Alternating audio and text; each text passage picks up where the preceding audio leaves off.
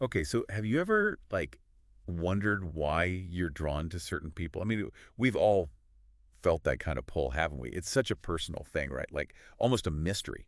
Yeah, definitely. And it can feel so unique to you. Totally. But then you start to notice these, like, patterns, Right. right?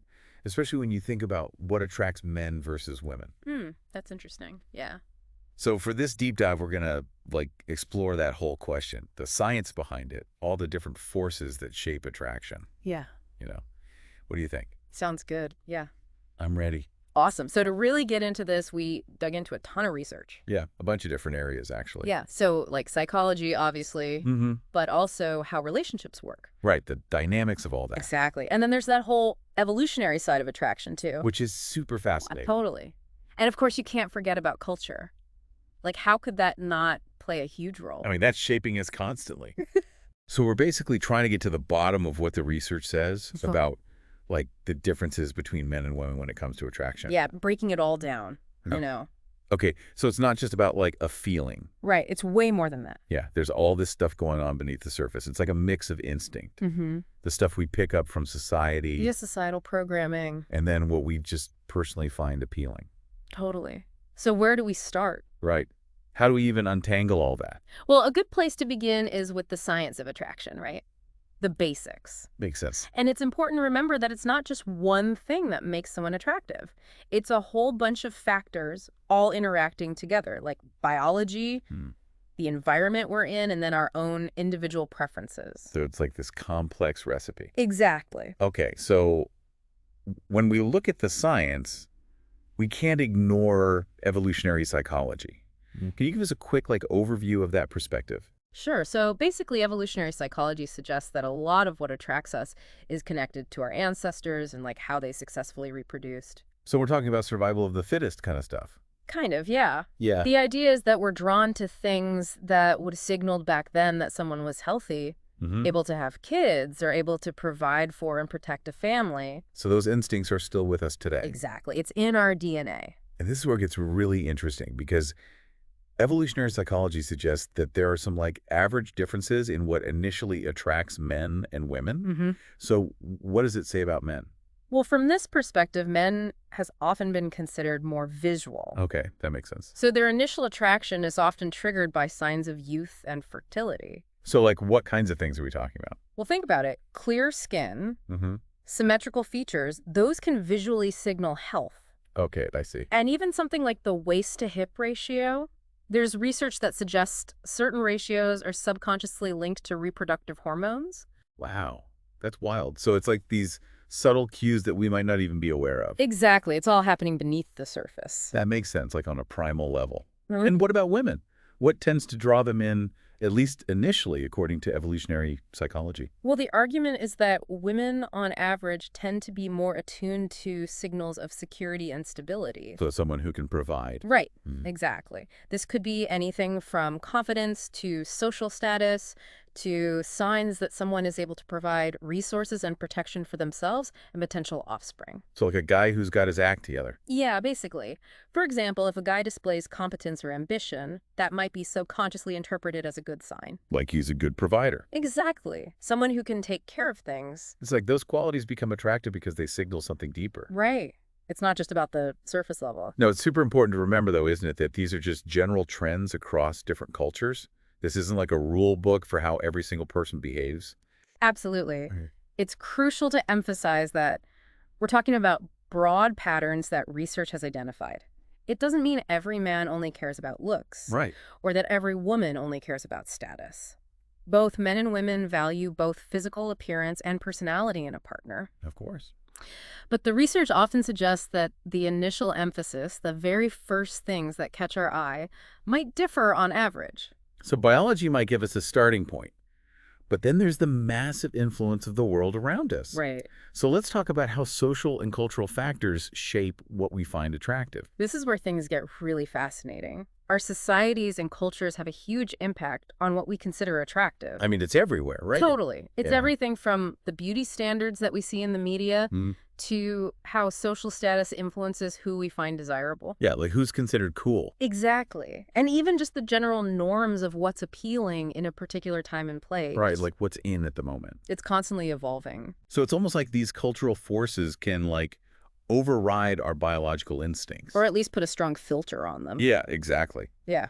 Can you give us a concrete example of how these standards have changed throughout history? Sure. Think about body weight again. Okay. In many historical periods and cultures, a fuller figure was actually seen as a sign of wealth and abundance. So being heavier was attractive. Yeah, it meant you had plenty of It's resources. so different from today. Totally. Hmm.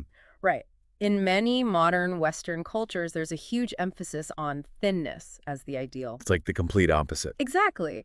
And that just goes to show how much these ideas of attractiveness are constructed by our societies and can change so much over time. It's pretty mind-blowing when you think about it. And it's not just about physical appearance, is it? Certain personality traits also become more or less attractive depending on what a society values at a given time. You're absolutely right. Like what's hot right now in terms of personality? Exactly. And in many modern societies, we're seeing a growing emphasis on traits like ambition and emotional intelligence for both men and women. So being driven and self-aware. Exactly.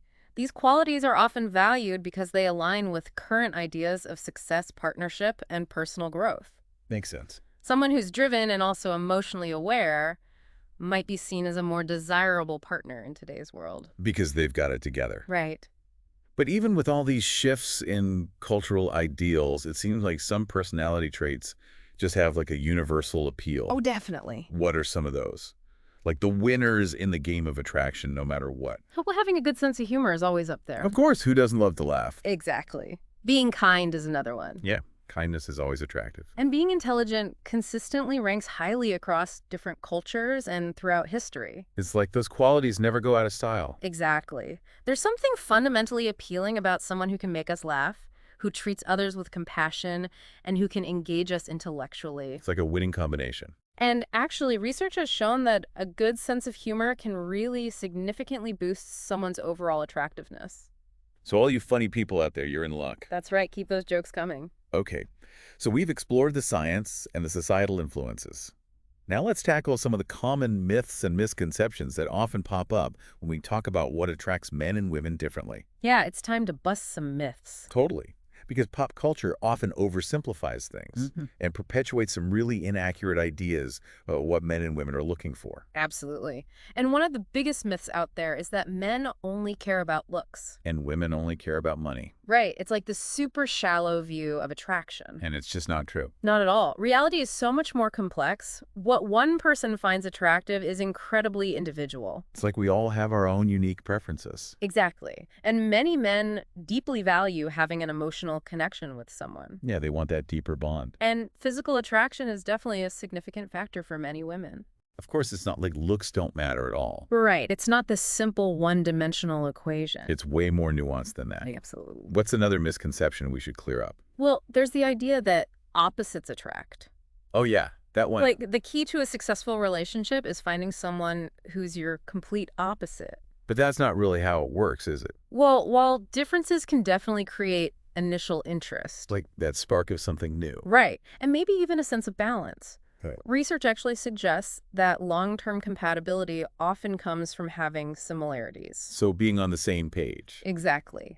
This could be in your core values, how you like to live your life, and crucially, your emotional intelligence. So if you're fundamentally different, it might not last. It can be tough to make it work in the long run. That makes sense. What else? What other myths are out there? Well, the idea of playing hard to get is another strategy that people often talk about. Oh, yeah, like acting uninterested to make yourself seem more desirable. Exactly. And while a little bit of mystery can sometimes create some initial intrigue, Okay. research suggests that genuine interest and being emotionally available are much more important for building lasting attraction. So being authentic is key. Absolutely. Consistently appearing uninterested or unavailable can actually backfire. So no more games. Okay, I like it. Now let's shift gears a bit and talk about modern dating, especially with the huge role that online dating apps play. Yeah, that's a whole other world. How has technology changed how we meet people and what we initially look for in a partner? Well, online dating apps have, without a doubt, changed the landscape of how many people connect. It's like the new normal. And the very nature of swiping culture often means people are making very quick judgments based primarily on profile pictures. It's all about that first impression. Exactly.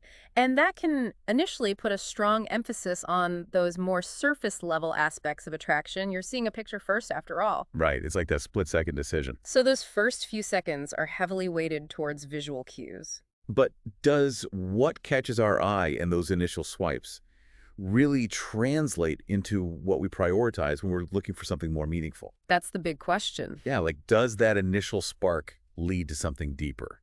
And while these platforms might initially highlight physical appearance, ongoing research continues to show that deeper emotional connections remain absolutely vital for building meaningful relationships. So even in the digital age, it's still about connection. Exactly. Even in this digital age, things like trust, shared values, and emotional compatibility are still what people prioritize over just looks or status when they're seeking something that lasts. So even though the way we first encounter potential partners might have changed, the core elements of what builds lasting attraction are still the same. It's reassuring, isn't it? It is. It's like those fundamental things about human connection haven't gone away. Exactly. We're Yeah. still looking for that deeper level of understanding.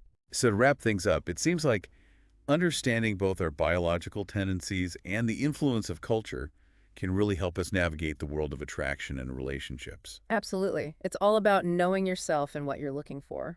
So for you listening, the big takeaway here is that attraction is this fascinating mix of what we're wired for and what the world around us tells us is desirable. Right. It's a combination of nature and nurture. But when it comes to building relationships that really matter, it's the emotional connection, the trust, and that mutual respect that truly form the foundation.